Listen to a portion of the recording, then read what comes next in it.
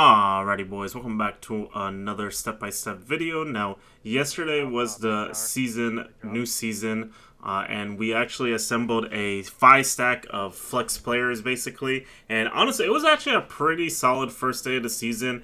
I think we only played like 11 games or something. We won 8 in a row, and then we lost like 3 in a row, which was really bad.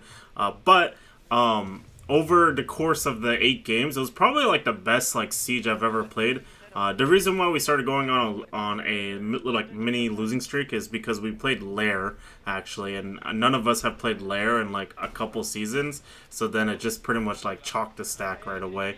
But I have some clips to share with you guys from those games. I actually think it was probably some of the best siege that I've played in like a really long time, especially with the 5-stack that we had. Because basically how it works in this game is like you have like a certain like playstyle, right? So like for me, I'm like a support flex type of player. So what I like to have happening when I'm playing a game is structure. I like having like really good structure, really good pushes. So one of the things that is like important for my playstyle is to have players around me that understand like what a push actually is, like opening a wall, Datcher, you know what I mean, playing like frag grenades so you clear out shields, playing a shield operator so that way you can get into default, like little stuff like that. Is like that type of playstyle is like what I need like around me for me to like play at my full potential, because it's how I like to personally play the game. But anyway, if you're like a frag player playstyle, then maybe for your type of playstyle, what you would want around you is maybe you grab like a support or two, or maybe you can, you know, the one thing I will say about like a full 5-man like frag stack is that I feel like with a 5-man frag stack, you can actually just run around and you'll probably be okay. To be honest, like just do whatever you want type of playstyle. I don't think that playstyle works when you come against like a structured stack personally. Unless you can like really just power your way through like all of the setup and everything, then maybe it could work. That's what I imagine like frag playstyles to be like, in my opinion, is like people tend to like just surround themselves with frag players and then everybody just does their own thing, and then, you know what I mean, you just hope for the best pretty much. And I just don't really like that playstyle. That's why I assembled a 5-stack of flex players that I actually really enjoyed playing with.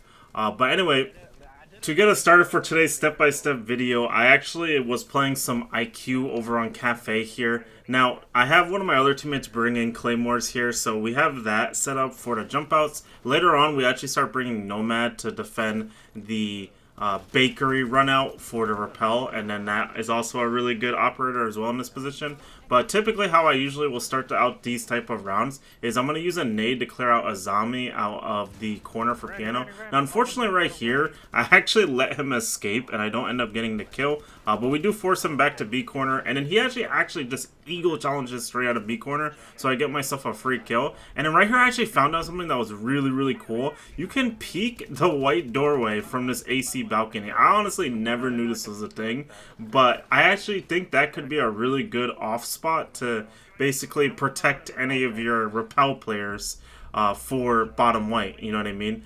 Because if you play right there, then, you know what I mean, someone could play the south repel to kill like Mute or whoever's playing like inside a closet, or, you know what I mean, like inside a cigar shop. You could basically protect whoever's on that repel. They can't get shot at from bottom white with you playing on that little balcony for AC. Now, once we got those 2 picks, we're going to go ahead and get back onto our window here. One of my teammates calls out there's a guy, Shaiko. He unfortunately is going to run away here, but we're going to go ahead and just repel in here. At this point now, all we want to do now is look for some kind of default plant. However, what ends up happening here is that I'm going to basically be playing by piano here. I'm just going to be holding the white hallway. It's really important to hold white hallway while you're looking for your execute, because basically if you allow somebody to just walk up through this space, they could easily hit some kind of flank on your team. But basically, the conclusion to this round is one of my teammates gives me a ping for this Aruni. I go ahead and swing aggressively and get myself a very easy kill, while Aruni is just holding an angle with a DMR. I get myself a very easy free kill onto her. Now, this next round is going to be a 5v4 round. I think we were just beating this team way too badly, so they actually just, I don't know, one of their players just left.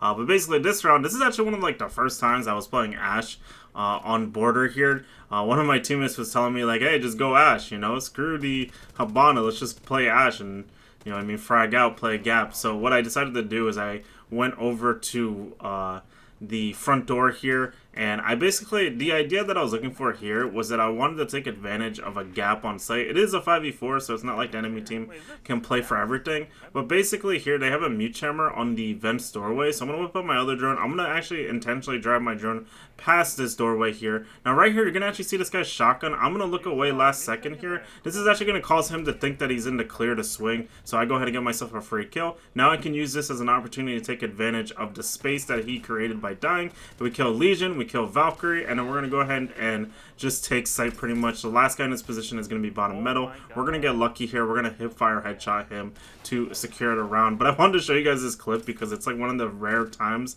I've actually accomplished like a full-on ash rush. I thought it was kind of funny. Basically, the thing that you should know for that round is basically since the mute swung me aggressively there, and he wasn't, like, he was trying to shotgun me close because he thought I was a lot closer, I guess. But since he wasn't able to kill me, and then I end up getting a kill on him, that creates space inside of vents at that point. So what that means is that I can actually go in through that space to go into sight, and then usually there's almost always a guy playing by the rotate inside of vents. So that's usually like a free pick if you know for certain that somebody is there. Obviously, I didn't know for certain if someone was there. There's just a really good chance that somebody is there. So that's why I played for it like that. And then basically, after that kill, we can just go ahead and look over. I go ahead and actually just see Valk at that point and get myself another free kill. And then my assumption would just be that the last guy in that position would be over by customs. That's why I whipped out my pistol, because the most likely place for him to be would be customs, because if I clear out sight, where would be like the next like main power position, for the enemy team, it'd be either upstairs or in customs, in my opinion. So that's why I went through metal like that with my pistol out to basically look for the kill onto anybody else that is around site basically at that point. And it was just one of the rare few times that I actually play Ash on a bomb site that I normally would play like something like Habana. So I wanted to show you guys that in particular. Now this next round we are also playing Ash here. We're going to be over on Night Haven here. Now with this push, typically what I was looking for here is that I was going to basically Ash charge below for the IT wall. We ended up not needing the Ash charge below. So I'm going to actually end up rotating over to Aqua with my Blackbeard here. We took control of Warehouse. We took control of IT by opening up the wall. So now all we want to do at this point is just rotate over towards Aqua here. Basically our Blackbeard is going to push command. I'm going to be holding the flank.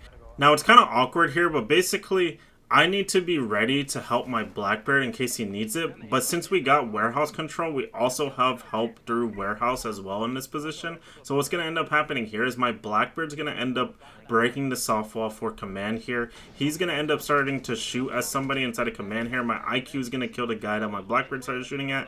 And then right here, we're going to go right back to holding the flank because we get command control. And then as we go ahead and kill that guy on the flank, my Blackbeard is going to go ahead and kill one. The last two in this position are over by electrical doorway. We want to plant in this position, but we can't basically allow it to be like a 2v1 position while the bomb is going down. So I go ahead and swing aggressively here to try to get myself one free kill. I injure one guy, so that means I can go ahead and just leave him, and then we're going to go ahead and swing the other guy on the electrical door looking to walk up to the head holes to get another free kill to secure the round right there. Very important to not get tunnel vision on your injures. There's also a world there where after I kill my injure, or after I injure that guy for electrical like box, I guess, by the doorway right there, I could also go and just go back Aqua doorway basically and hide and let my bomb go down and then swing again for more cover. But right there I decided to commit to the second kill as well, because if I don't commit, there's a really good chance he just kills me because he's just already swinging me. Now right here, this next round's going to be over on Fortress. I actually really like this push. This is probably my favorite push for yesterday. Basically, we air jab master doorway from the roof. There's like a small little like inlet where you can place like an air jab. Basically, with that air jab, you can't see it from the hallway unless you're like actively looking for it. So like if you look over towards the master doorway, you're just not going to see it because of the indent in the wall. You're going to see it here when I walk up close to the doorway.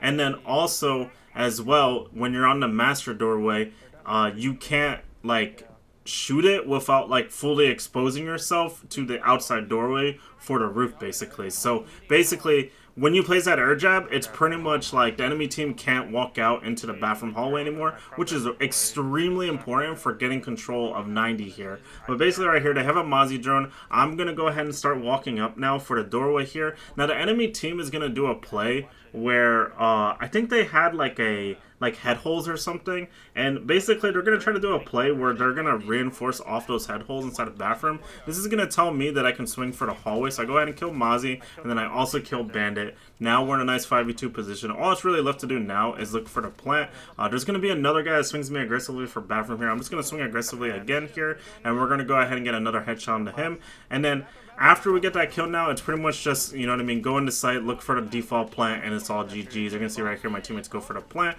Ideally here it should be Blackbeard planting instead of Thatcher, so it becomes a little bit more awkward in this position. But my teammates are going to go ahead and get the kill here to secure the round. But anyway, guys, hope you guys enjoyed that push. Please make sure to like and subscribe, and I'll see you guys in the next one. Peace!